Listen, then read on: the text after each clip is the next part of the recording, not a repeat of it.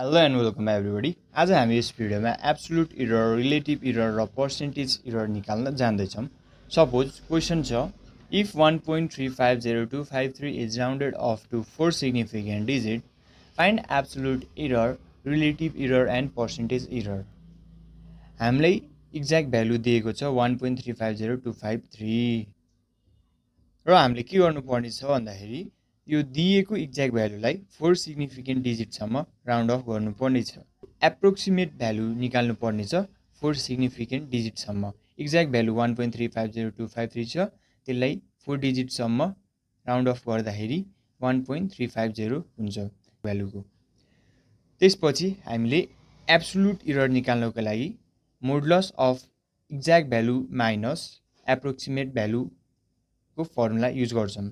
हामीसँग exact value छ 1.350253 minus approximate value 1.350 र यसको एन्सर हुन जान्छ 0.000233।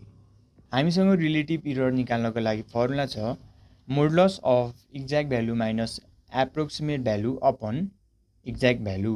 एक्ज्याक्ट भ्यालु माइनस एप्रोक्सिमेट भ्यालुको एन्सर हामीले अघि माथि नै निकालिसकेका छौँ एब्सोल्युट इरर निकाल्दाखेरि, जुन चाहिँ 0.000233 हुन्छ र हामीसँग एक्ज्याक्ट भ्यालु 1.350253 छ अनि मोडुलसभित्र छ यिनीहरू।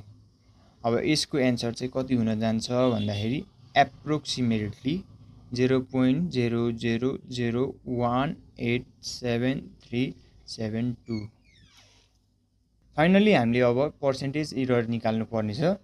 त्यसको लागि हामीले सिम्पली रिलेटिभ इरर मल्टिप्लाई 100% गरेर निकाल्न सक्छौँ, जुन चाहिँ 0.00018737 मल्टिप्लाई 100% हुन्छ, जुन चाहिँ एप्रोक्सिमेटली 0.01874% हुन्छ।